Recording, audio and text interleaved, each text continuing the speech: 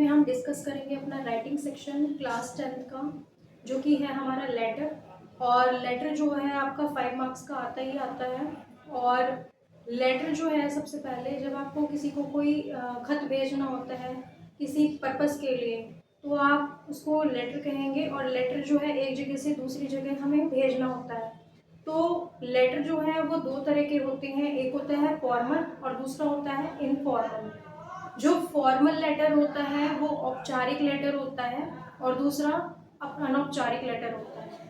जो यहाँ पर फॉर्मल लेटर है, फॉर्मल लेटर जो होगा वो ऑफिस पर्पस के लिए होता है, जो हमें किसी को एडिटर को भेजना होता है, या किसी जो स्कूल में जो प्रिंसिपल है उनको, या किसी चीज़ की हम शिकायत कर रहे हैं, कंप्लेंट कर रहे हैं, या इंक्वायरी कर रहे हैं, या किसी से हम रिक्वेस्ट कर रहे हैं, तो उसके लिए हम फॉर्मल लेटर लिखेंगे। और वहीं जो इनफॉर्मल लेटर होता है, हम अपने फ्रेंड्स को या रिलेटिव्स को भेजते हैं, कुछ अपनी पर्सनल टोन में इसको लिखते हैं हम।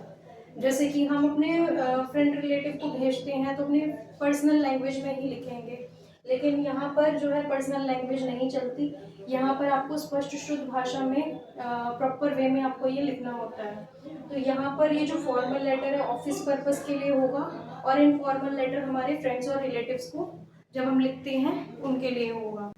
अब बात करते हैं फॉर्मल लेटर के जो फॉर्मेट है उसके बारे में। जो फॉर्मल लेटर होता है उसमें सबसे पहले आपको अपना जो एड्रेस है वो लिखना पड़ता है, और जो जिस दिन आप ये लेटर लिखेंगे उस दिन की आपको डेट मेंशन करनी होती है।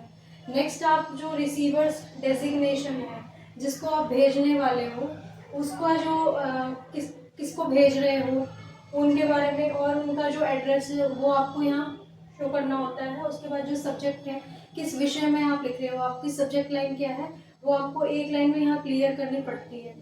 इसके बाद सैल्यूटेशन, जो सर है मैम है, वो आपको शो करना पड़ता है, रिस्पेक्टेड सर या रिस्पेक्टेड मैम। उसके बाद बॉडी ऑफ द लेटर में क्या करना होगा आपको, पैराग्राफ 1 में जैसे कि कोई इंट्रोडक्शन आप दे रहे हैं, तो उसमें आप क्या लिखना चाह रहे हो, लिखने का आपका पर्पस क्या है, क्या रीज़न है जो आप लिख रहे हो, वो आपको शो करना होगा। और पैराग्राफ 2 में आपको जो उसकी मेन डिटेल्स होगी वो आपको, या फिर उसकी जो रिक्वेस्ट आप क्या किस चीज़ के लिए रिक्वेस्ट कर रहे हो वो आपको बताना होगा। इसके बाद पैराग्राफ 3 में कंक्लूजन में आप उनसे क्या एक्सपेक्ट करते हो वो आपको बताना होगा। इसके बाद क्लोज कैसे करना है, योर सिंसियरली या फिर योर फेथफुली लिखकर अपना जो नाम है वो आपको इसमें मेंशन करना होगा।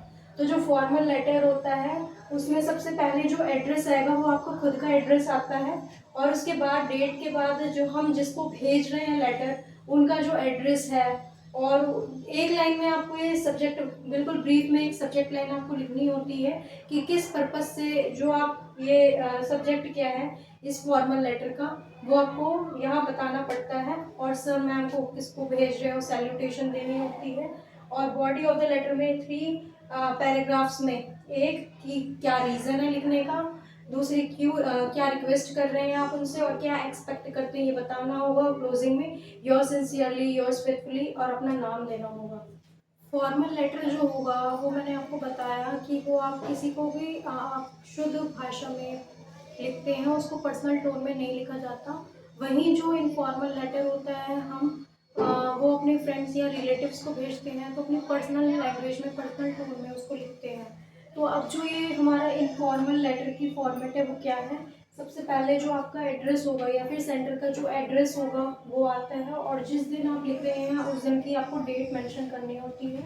और सैल्यूटेशन में, उसमें क्या था, फॉर्मल लेटर में आपको रिस्पेक्टेड सर या मैडम लिखना होता था, लेकिन यहाँ पर आपको डियर दिया, डियर करके आपको लिखना होता है, क्योंकि आप उसको पर्सनली लिख रहे हैं। लेकिन वहाँ आप प्रोफेशनल वे में लिख रहे थे, इसलिए आपको रिस्पेक्ट करके तब ऑफिस वर्क के लिए तब लिखना पड़ रहा था, तो उसमें आप रिस्पेक्टेड सर, रिस्पेक्टेड मैम लिख रहे थे।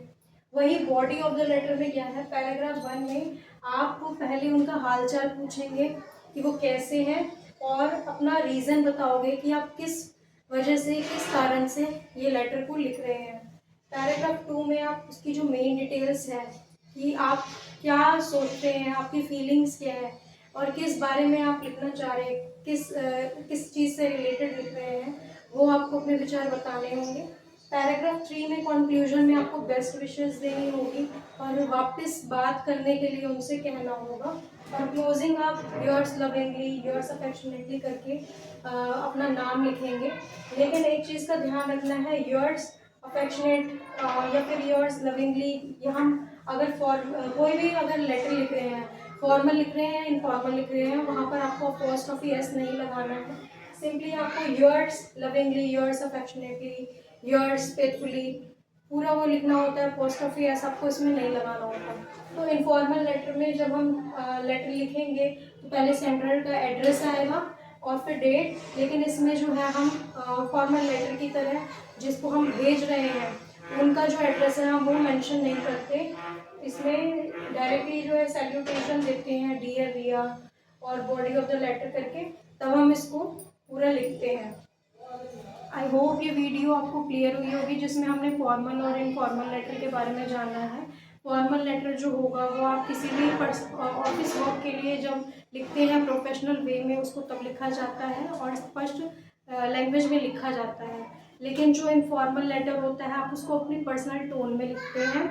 और इसमें आप डोंट जैसे वर्ड्स होते हैं, डोंट, कांट, इनका यूज़ कर सकते हैं। लेकिन जो आपका प्रोफेशनल वे में लिखा हुआ जो फॉर्मल लेटर है उसमें आप इन वर्ड्स का, कांट का, वांट का, इस तरह के जो अपोस्ट्रोफी वाले वर्ड्स होंगे, डोंट का, इनका यूज़ नहीं कर सकते हैं।